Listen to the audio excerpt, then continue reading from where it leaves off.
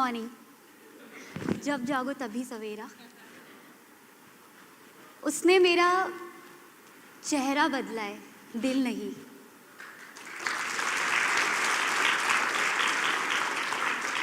उसने मेरे फेस पे एसिड डाला है, मेरे सपनों पे नहीं। मेरी लाइफ है, मुझे दोबारा एक लाइफ मिली है, मैं उसको क्यों वेस्ट होने दूँ। मैं भी एक इंसान हूँ, मेरे भी कुछ सपने थे। क्योंकि मैं एक लड़की हूँ। हमारे देश में लड़कियों की कोई वैल्यू नहीं है, उसके सपनों की कोई वैल्यू नहीं है। मेरे भी सपनों की नहीं थी। 2005 की बात है। मेरा एक सपना था कि मैं सिंगर बनना चाहती थी, लेकिन एक लड़का था जो 32 इयर्स का था और मैं उस टाइम पे 15 इयर्स की थी। वो लड़का मुझसे शादी करना चाहता था। जब मैंने उसको मना किया तो उसने क्या किया, पूरे 10 महीने तक उसने मुझे कंटिन्यूस परेशान किया। लगातार स्कूल जाती थी, स्कूल से जब वापस आती थी वो मेरा वेट करता था रास्ते में। वो कुछ भी बोलता था, वो मुझे थप्पड़ मार देता था, कुछ भी उसके मन में जो आता था वो करता था, क्योंकि उसे पता था कि मेरा एक सपना है, क्योंकि उसे पता था कि मैं अपने घर वालों को नहीं बोल सकती हूँ, क्योंकि उसे पता था अगर बोलूँगी तो मेरा स्कूल छुड़वा दिया जाएगा, मेरे सपने को मार दिया जाएगा। मैंने अपने परिवार को कहा एक दिन, जब उन्होंने मुझसे पूछा कि लक्ष्मी तुम आगे क्या करना चाहती हो, क्या बनना चाहती हो, तो मैंने बहुत ईज़िली तरीके से बोला कि मैं सिंगर बनना चाहती हूँ। तो वो हंस पड़े। उन्होंने कहा कुछ और कर लो, सिंगिंग डांसिंग तुम्हारे बस की बात नहीं है, क्योंकि हमारे इधर ये सब नहीं चलता है।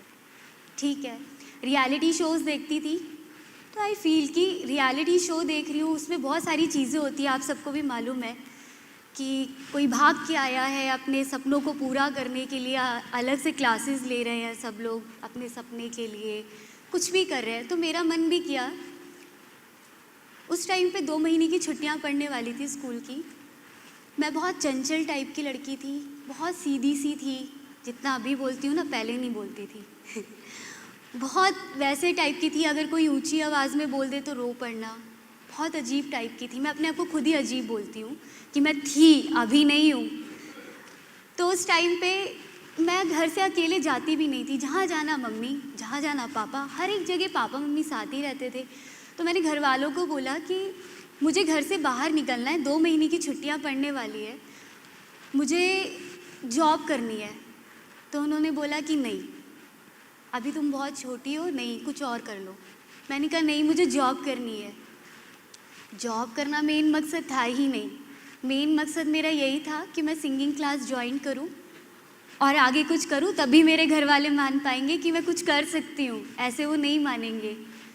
उसमें भी मैंने राज़ी कर लिया उनको, और उसके बाद मैंने क्लासेस के लिए बात की और उन्होंने कहा कि नेक्स्ट डेट पे आपका एडमिशन होगा, अभी एडमिशन क्लोज़ हो गया है। मैं बहुत वेट करी थी, बहुत अंदर से एक्साइटमेंट थी कि बस जल्दी से 1 तारीख आ जाए और मेरा हो जाए। तो उस लड़के का 19 अप्रैल को 2005 में मैसेज आता है कि मैं तुमसे प्यार करता हूँ और शादी करना चाहता हूँ। तो मैंने उसको कोई रिप्लाई नहीं किया। उसका अगेन मैसेज आता है, अभी और इसी वक्त मुझे जवाब दो। मैंने तभी भी कोई उसको रिप्लाई नहीं किया। लकली मैंने वो मैसेजेस डिलीट नहीं किए। नेक्स्ट डे उसकी कॉल आती है। मैं एवरी डे की तरह खान मार्केट जा रही थी। मैं दिल्ली से हूँ और मेरा जो हादसा हुआ है वो खान मार्केट में हुआ है। तो जब मैं जा रही थी उसका कॉल आता है। एक्चुअली मैं उस लड़के को 2.5 साल से जानती थी, क्योंकि उसकी जो सिस्टर्स थी वो मेरी बहुत अच्छी दोस्त थी। तो उसके घर में एक ही फ़ोन था जिससे हम, उसकी सिस्टर और मैं बात किया करते थे। तो मुझे लगा उस टाइम पे भी कि उसकी सिस्टर का फ़ोन आ रहा है। तो मैंने बात किया, लेकिन उस लड़के का ही फ़ोन था। कहता है तुम तो आगे कुछ करना चाहती हो ना, तुम आगे बढ़ना चाहती हो, तुम अपने माँ बाप का नाम रोशन करना चाहती हो। मैंने बहुत ईज़िली तरीके से हाँ बोला और उसने कहा चलो ठीक है, कॉल डिस्कनेक्ट। नेक्स्ट डे मुझे कुछ नहीं पता था और वो लड़का और उसके छोटे भाई की गर्लफ्रेंड दोनों मेरा वेट कर रहे थे और मुझे फॉलो कर रहे थे। मैं एवरी डे की तरह 10:45 पे जा रही थी। अचानक से जहाँ जहाँ जा रही हूँ वो भी आ रहे हैं। मैंने रोड क्रॉस किया, वो लोग भी वहीं से रोड क्रॉस कर रहे थे और वो लड़की मुझे बड़ा घूर घूर के देख रही थी। मैंने कहा लड़के तो देखते ही देखते यहाँ लड़कियाँ भी देखने लगी है, अजीब ही हो गया था। फिर भी मैं आगे बढ़ने लगी। अचानक मैंने उनको देखा ही था, 1 सेकंड में सब कुछ ख़त्म। मैं आगे बढ़ी, वो लेडी आई, बियर की बॉटल में एसिड लेके आए थे और ग्लास लेके आए थे। उस लेडी ने मेरे फेस पे हाथ रखा, मुझे ज़मीन पे धक्का मारा और ग्लास से एसिड डाल दिया और मैं बेहोश हो गई। मुझे याद नहीं है कि कितनी देर में मुझे होश आया। जब मुझे होश आया तो मुझे ऐसा फील हो रहा था किसी ने मुझे ज़िंदा आग लगा दिया और मैं बहुत तड़प रही थी, चीख रही थी। उसी टाइम पे मैं 3 बार फुटपाथ से नीचे गिर गई और 3 बार कार एक्सीडेंट हो गया। अगर वहाँ बस आती तो शायद मैं नहीं बचती। लेकिन एक ऐसे इंसान थे जो मुझे ये सारी चीज़ें दूर से ही देख रहे थे। लोगों ने ग्रुप बना लिया और लोग बड़े मज़े से देख रहे हैं कि ये कब मरेगी, क्या होगा, कैसे होगा, बहुत अच्छे से देख रहे थे लोग। लेकिन मैं बहुत तड़प रही थी, उनके मुंह से कुछ नहीं निकल रहा था। बहुत सारे लोग थे क्योंकि अभी मेट्रो स्टेशन है वहाँ। आज के अकॉर्डिंग पहले वहाँ ज़्यादा भीड़ होती थी, बस स्टैंड था, मेट्रो स्टेशन नहीं था, लेकिन लोग तमाशबीन बने हुए थे। और उस वक्त में वो अरुण सिंह करके एक अंकल थे, वो मेरे पास आए। 2 लीटर कोक की बॉटल थी, उसमें आधा पानी था। उन्होंने मेरे फेस पे डाला तो वो सारा गिर के मेरे यहाँ आ गया और वो पूरा बर्न कर दिया। उन्होंने तुरंत पीसीआर बुलाई और मैं जैसे ही पीसीआर में बैठ के जा रही थी तो मैं अपने आप को देख रही थी ऐसे कि मेरे दोनों हाथ ऐसे थे और मेरा फेस जैसे प्लास्टिक की पॉलीथीन जलती है ना और वो मेल्ट होती है, उसी तरीके से मेरी स्किन मेल्ट हो रही थी। और मैं जैसे ही हॉस्पिटल पहुंची, मेरे ऊपर 20 बाल्टी पानी डाला गया और अचानक जब मेरे पापा आए और मैंने अपने पापा को गले लगाया तो उनकी पूरी शर्ट जल गई थी। इतना गंदा वो एसिड था। वहीं से मेरी लाइफ का स्ट्रगल स्टार्ट हो गया। मैं गवर्नमेंट हॉस्पिटल में थी, 2 ऑपरेशन वहीं हुए। होशो हवास में मेरी दोनों आँखों को सिला गया, बहुत पेनफुल था। 2.5 महीने तक मैं गवर्नमेंट हॉस्पिटल में रही और जब मैं अपने घर गई, रिलेटिव्स आए थे, वो चले गए, आज तक लौट के नहीं आए। दोस्त थे, चले गए, आज तक लौट के नहीं आए। आस पड़ोस के जो लोग थे वो बहुत ही प्यारे थे। उन्होंने कहा, अरे एसिड चेहरे पे क्यों डाला है, बॉडी के किसी और पार्ट में डाल दिया होता, शादी कैसे होगी, चाकू मार दिया होता, गोली मार दिया होता, हाथ काट दिया होता, पैर काट दिया होता, लड़की है उसको मार दो। मेरे घर वालों ने हिम्मत नहीं हारी। मुझे ये चीज़ लग रही थी कि एसिड है क्या, मुझे तो नया चेहरा मिला होगा, मैं तो और खूबसूरत हो गई होंगी, क्योंकि मेरे को जैसी परवरिश मिली है मैं तो उसी परवरिश में चल रही थी। क्योंकि लड़कियों के लिए खूबसूरती बहुत मायने रखती है, ये हमारे इंडिया में सिखाया भी जाता है। इंडिया क्या, वर्ल्ड वाइड में सिखाया जाता है कि खूबसूरती बहुत अच्छी होती है।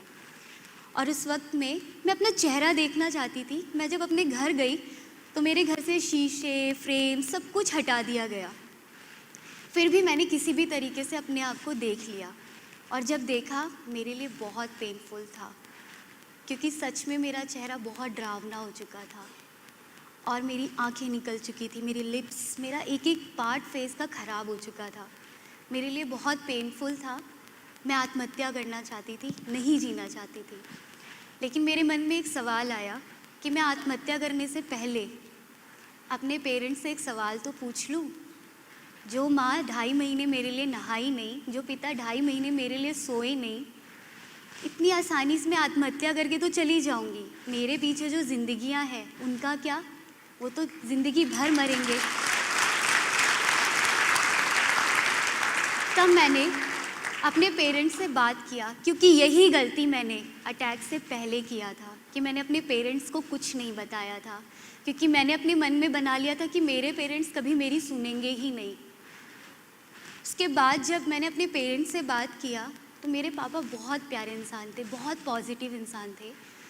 उन्होंने मुझे हग किया और उन्होंने मुझे इतनी हिम्मत दी।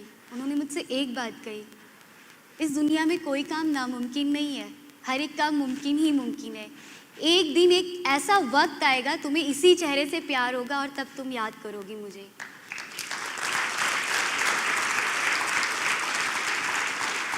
टू 2007 में मैंने 10th में एडमिशन लिया और उसके बाद फिर मैंने 10th कैसे करके मैं 10th कर रही थी। 2009 में फिर मैंने स्टिचिंग में एडमिशन लिया और ब्यूटिशियन किया, बेसिक कंप्यूटर किया, ये सारी चीज़ें एक साथ करने लगी मैं। लेकिन 2012 में एक मेरे लिए बहुत बड़ा चैलेंज था जो मेरा वेट कर रहा था। 2012 में मेरे भाई की तबीयत बहुत ख़राब हो गई थी, उसको टीवी हो गया था और बहुत वो टीवी ने हार्म कर दिया था उसे। लेकिन जब डॉक्टर्स ने कहा कि वो नहीं बचेगा तो 3rd डे पे ही पापा को हार्ट अटैक आ गया और उनकी डेथ हो गई। हमारे घर में एक ही अर्निंग मेंबर था, वो भी इस दुनिया से जा चुके थे और हमें सपोर्ट करने वाला कोई नहीं था। तब मेरे वो certificate, beautician, tailoring, 10th, basic computer, वही चीज़ थी मेरे पास। मम्मी हॉस्पिटल में भाई को लेके थी। जब मैं जगह जगह जा रही थी कि मेरा भाई हॉस्पिटल में है, अब मुझे ही कुछ करना पड़ेगा, मेरे को ही आगे जॉब करनी पड़ेगी, किसी ने मुझे जॉब नहीं दिया। मैंने टेलरिंग किया, उस बिहाफ पे भी नहीं मिला। मैंने 10th किया, कॉल सेंटर में जाके बात की, लोगों ने कहा कि आपके चेहरा देख के लोग डरेंगे। मैंने उनसे एक बात पूछी, आप एक बात बताइए, फ़ोन में कोई थोड़ी ना डरता है, मतलब फ़ोन में कस्टमर बात करेगा ना, चेहरा तो नहीं देखेगा, आपको तो जॉब से मतलब है। लेकिन उन्होंने नहीं दिया। बहुत सारे लोग मेरी हिस्ट्री पूछते थे, फिर मुझे कहते थे हम आपको रिस्पॉन्ड करेंगे, यही सब चीज़ें रहती थी। फिर बैक टू बैक बहुत सारी चीज़ें चलने लगी। 2006 में एक PIL डाला था सुप्रीम कोर्ट में कि एसिड को बैन किया जाए। उसका रिज़ल्ट 2013 में आया। वो भी कैसे? मैं स्टॉप एसिड अटैक कैंपेन से जुड़ी और ये आलोक जी ने स्टार्ट किया था। और जब मैं वहाँ गई, मैंने अपने अलावा 5 सर्वाइवर को देखा। उसमें से कुछ सर्वाइवर ऐसी थी जो पूरी ज़िंदगी भर नहीं देख सकती है, कुछ सर्वाइवर ऐसी हैं जो एक आँख से देखती है, एक आँख से नहीं देख सकती है और वो नहीं देख पाएंगी। तो वो बहुत पेनफुल था। जब हम सब लोग एकजुट हुए, मिले, तब समझ में आया कि कितनी बड़ी प्रॉब्लम है। क्योंकि सबको अपनी अपनी लाइफ में ऐसा लगता है कि मेरी प्रॉब्लम सबसे बड़ी है और मेरे साथ ही ये हादसा हुआ है और कोई नहीं है इस दुनिया में। ये चीज़ें होती है, हमें लगती है कि हमारी प्रॉब्लम सबसे बड़ी होती है, बट लेकिन जब हम देखते हैं तो सच में सबकी प्रॉब्लम बहुत बड़ी बड़ी है। तब उस टाइम पे हम लोगों ने सुप्रीम कोर्ट के आगे प्रोटेस्ट किया, बात किया, तब जाके सुप्रीम कोर्ट ने ऑर्डर दिया कि एसिड ऐसे खुलेआम नहीं बिकेगा, जिसके पास लाइसेंस होगा वही बेचेगा, जिसके पास ID प्रूफ होगा वही खरीदेगा। लेकिन उस पर भी कोई इम्प्लीमेंट नहीं है। बहुत जगह ऐसा हो गया कि एसिड बिकना बंद हो गया है, लेकिन बहुत जगह एसिड बिकना बंद ही नहीं हुआ है। एसिड एक्चुअली ना बिके या ना बिके, एसिड हमारे यहाँ है और कहीं नहीं है। अगर एसिड को रोकना है ना तो हमारे घर में, क्योंकि अब हम सब लोग यंग हैं, तो हम ये मैसेज को बहुत लंबे सिरे तक लेके जा सकते हैं, एक चेन बना सकते हैं। जो आज हमारे घर में छोटे छोटे बच्चे पल रहे हैं ना, हम उनको ढंग से पाल सकते हैं, ये बता के कि खूबसूरती इम्पॉर्टेंट नहीं रखती है। सच में अगर खूबसूरती इम्पॉर्टेंट रखती तो क्या आज मैं आप सब लोगों के सामने होती? लेकिन फिर भी मैं आज आप सब लोगों के सामने हूँ। टाइम क्योंकि बहुत कम है तो मुझे बहुत थोड़ा जल्दी बोलना होगा। तो बहुत सारी चीज़ें हुई, बहुत सारा कैंपेन हुआ। लोग जानते हैं कि रेप केसेस क्या होता है, लोग जानते थे कि डोमेस्टिक वायलेंस क्या होता है, कोई ये नहीं जानता था कि एसिड अटैक क्या होता है। 4 साल हमारे कैंपेन को अब नेक्स्ट मंथ हो जाएंगे। आज हमारा कैंपेन इंटरनेशनल लेवल पे है। आज लोग जानते हैं कि एसिड अटैक क्या है, एसिड अटैक सर्वाइवर क्या है, क्योंकि आज एसिड अटैक जो सर्वाइवर्स है वो विक्टिम नहीं है, वो as a fighter, as a survivor है। आज वो अपनी बात को खुद प्रेजेंट करती हैं। आज वो चेहरा ढक के नहीं चलती है, आज वो जी रही है, वो किसी की मोहताज नहीं रह गई है। शिरोज़ हैंगआउट क्या है? आइए मैं शिरोज़ हैंगआउट खुद नहीं बताऊंगी, ये वीडियो देख के आप खुद देखिए कि शिरोज़ हैंगआउट क्या है। 10th स्टैंडर्ड में थी और मैं वॉलीबॉल खेलती थी और मेरे ऊपर इवनिंग टाइम में अटैक हुआ था जब मैं अपने ग्राउंड पे जा रही थी।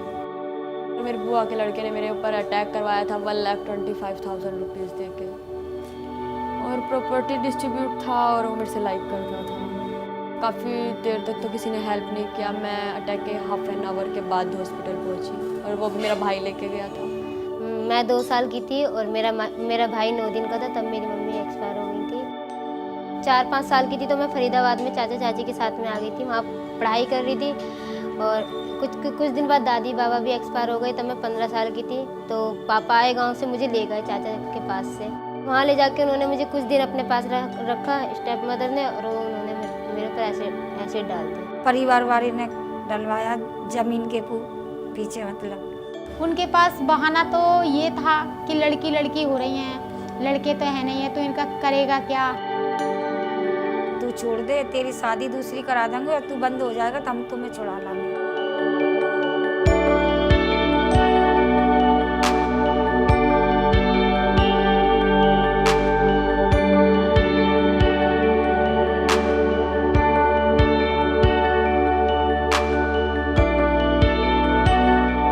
गवर्नमेंट से अभी तक सपोर्ट नहीं मिला, किसी ने नहीं मदद करी हमारी। जब से अब 1 साल से सिरों से जुड़े हैं, तो एक ऑपरेशन नीतू को हो गया, 2 मेरे हो गए पलक के। मेरा इलाज सफदरजंग हॉस्पिटल में चल रहा था, वहाँ पे एक फ्रेंड थी अर्चना, उसके ऊपर भी एसिड अटैक हुआ था, वो भी घर के पास रहती थी। तो उन्होंने मुझे कैंपेन के बारे में बताया कि ऐसे एक स्टॉप एसिड अटैक कैंपेन खुला है जो कि आलोक दीक्षित ने शुरू किया था। मेरी लाइफ का पहला दिन था कि मैं अपने घर से पहली बार अकेले निकली। पहले से ज़िंदगी सही है, भैया लोग हमें सपोर्ट करते हैं और सब लोग हमें प्रेम करते हैं, प्यार करते हैं। यहाँ पे एज यू विश पे कैफ़े चलता है, कोई प्राइस नहीं रखा है, कोई भी आ सकता है, कुछ भी खाए और अपनी मर्ज़ी से कोई पे कर सकता है। और यहाँ पे हमने एक सेशन लाइब्रेरी का रखा है, उसमें बहुत सारी बुक्स हैं जो आके पढ़ सकते हैं। मैं फैशन डिज़ाइनर बनना चाहती हूँ, तो मेरी ट्रेनिंग चल रही है, तो मैं कपड़े डिज़ाइन करती हूँ। एक अतुल सर है जो मेरे मेंटर हैं, मुझे ट्रेन कर रहे हैं। मैं अकाउंट्स देखती हूँ, अकाउंट मैनेज करती हूँ और थोड़ा मैनेजमेंट देती हूँ, थोड़ा। एक ताजमहल है आगरा में, लेकिन दूसरा ताजमहल हमारा एक सिरोज है।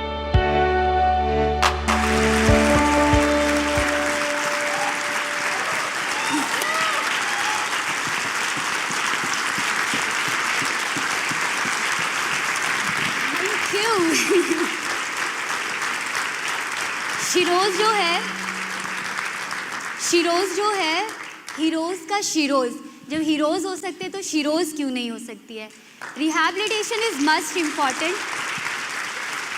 अगर आप चाहते हैं कि क्राइम कहीं ना हो, तो सबसे पहली चीज़ ये है कि बदलाव हमें खुद अपने अंदर पहले करना होगा, तभी आप किसी और को चेंज कर पाएंगे। हमारा कानून बहुत स्लो है, कानून को फास्ट होना पड़ेगा, और उसके साथ साथ सज़ा देने के बाद रिहैबिलिटेशन में सर्वाइवर के लिए काम करना पड़ेगा। क्योंकि जो भी एसिड डालता है, ये सोच के एसिड नहीं डालता है कि इसको जान से मार दूँ, वो ये सोच के एसिड डालता है ये 4 दीवारी में बंद रहेगी, ये मेरी नहीं हो सकी तो ये किसी की नहीं हो सकती है। लेकिन बिल्कुल अपोजिट हो गया है। ये उन क्रिमिनल्स के लिए जो आज भी सोचते हैं कि हम ऐसा करें, ये उनके लिए एक मैसेज है। हम कभी फांसी नहीं मांगते हैं, इसलिए क्योंकि जब वो बंदा जेल से बाहर आएगा और वो ये देखेगा कि मैंने तो लक्ष्मी की हालत ये सोच के किया था, लेकिन ये बिल्कुल अपोजिट हो गई है, तो उसको और पेन होगा, क्योंकि उसने मेरा चेहरा जलाया है, मेरे सपने नहीं। Thank you.